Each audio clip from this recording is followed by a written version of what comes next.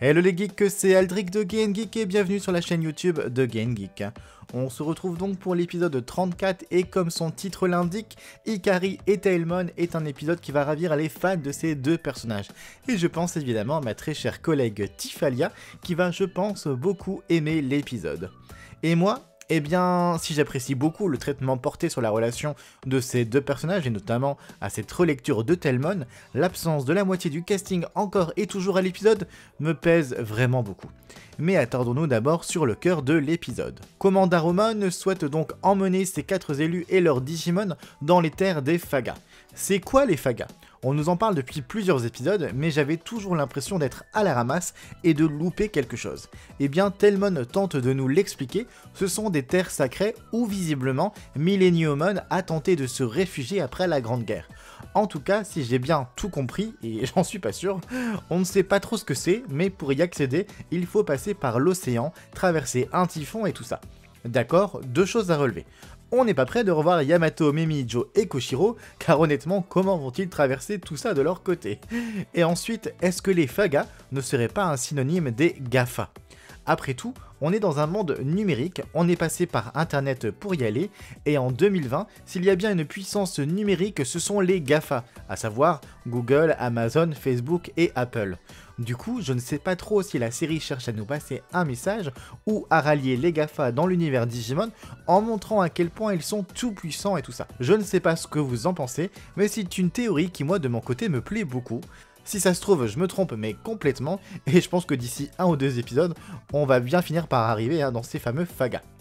Mais avant d'arriver là-bas, le groupe est expulsé du typhon et se retrouve recueilli dans une énorme ville sous-marine tenue par Marina Angemon, un autre Digimon sacré. Petite pause là-dessus, pourquoi Crunchyroll et ADN ne sous-titrent-ils toujours pas les noms des Digimon quand ils apparaissent? Je ne suis pas un Wikimon sur pattes, et ça me frustre vraiment de voir de jolis Digimon apparaître et de ne pas connaître leur nom. Donc je fais appel à vous, encore une fois, en général quand je demande le nom d'un Digimon, vous êtes plusieurs à me l'indiquer dans les commentaires, donc je serais ravi de connaître le nom de tous ces super Digimon aquatiques que l'on voit apparaître à l'écran.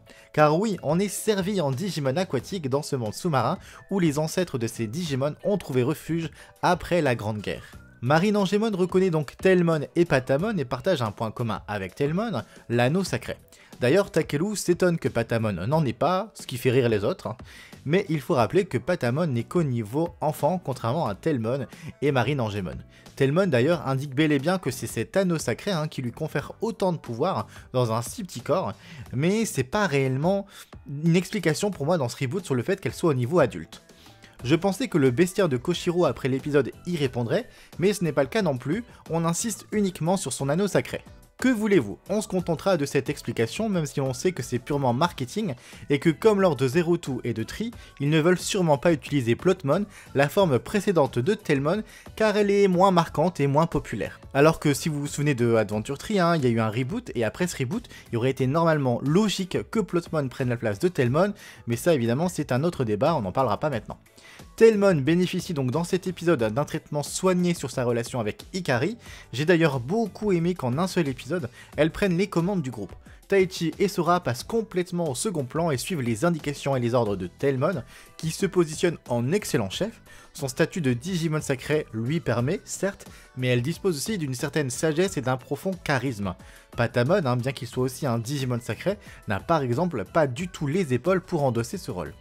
Et dès lors, la relation Tailmon-Ikari fonctionne à 2 niveaux. Tailmon semble se refuser à s'attacher à la jeune fille, garde une certaine distance affective, se veut très protectrice et maternelle, tandis que Ikari, elle, veut être aux côtés de Tailmon et c'est tout, et ne se cache pas de montrer son affection. Et c'est là qu'on remarque à quel point Ikari n'est qu'une enfant de 8 ans, se comportant comme une enfant de 8 ans, et ça tranche vraiment énormément avec le côté adulte de Tailmon, et je trouve que Tailmon vole complètement la vedette à Ikari. Même si l'épisode est là pour nous les mettre en avant à parts égales, c'est chose perdue pour moi du côté d'Ikari. Son personnage souffre d'une trop grande gentillesse, je pense, elle veut être gentille et bonne avec tout le monde, respirer la lumière, mais du coup, telle que présentée dans la série, on a l'impression qu'elle n'a finalement pas grand chose à dire. Dans tous les cas, le lien des deux partenaires va se renforcer et lorsque Tailmon va accepter de faire pleinement équipe avec sa jeune élue et qu'elle participe aussi au combat, le Digivice d'Ikari va apparaître. Alors cette scène m'a fait un peu rire car, pour je ne sais quelle raison, j'étais persuadé qu'Ikari possédait déjà un Digivice, alors que bah évidemment non. Hein. Pour vous dire à quel point la série explique et présente très mal les choses, cette information moi m'était vraiment passée à côté. Son symbole de la lumière est donc présent dans son Digivice, et si l'on pouvait s'attendre à une évolution de Tailmon en Anshomon, eh bien ça ne sera pas pour tout de suite, il faudra sans doute attendre la semaine prochaine. Au-delà de ce duo, Taichi, Sora et Takelu, tout comme leur Digimon, servent ici de faire valoir et d'allier au combat. Pas de développement pour eux, ils sont là pour combattre. C'est toujours mieux que de ne pas apparaître du tout, et j'espère vraiment qu'on aura une poignée d'épisodes consacrés à l'autre groupe également. Qu'en pensez-vous d'ailleurs? Voudriez-vous voir des épisodes sur Yamato, Mimi, Joe et Koshiro? Ou alors voulez-vous qu'ils rejoignent les groupes sans pour autant que l'on s'attarde sur ce qu'ils font de leur côté? On aperçoit tout de même Koshiro, et alors là, pour moi, c'est sans doute le truc qui m'a le plus agacé dans l'épisode. Il est encore à nous parler de ces satellites qui vont rentrer en collision et s'écraser sur Terre. Sérieusement, cette intrigue elle dure depuis des épisodes. Koshiro débarque toujours en hologramme pour dire « Attention, j'ai des infos !» Ah bah non, en fait, on est toujours au même point, je sais pas ce qui se passe et je vous tiens informé au prochain épisode. Mais la situation, elle aura toujours pas évolué. Je sais pas vous, mais autant faire comme pour les autres et laisser Koshiro hors champ et ne pas nous le montrer, car on a là une situation qui stagne chez les autres, tandis que y a le groupe principal avec Taichi qui lui avance dans l'aventure. Mais c'est vraiment ultra frustrant de voir une telle gestion de personnages. Enfin bref, merci Tailmon, c'est grâce à toi que j'ai apprécié l'épisode. La semaine prochaine, on poursuivra dans la même dynamique. Ne nous attendons pas à revoir les autres.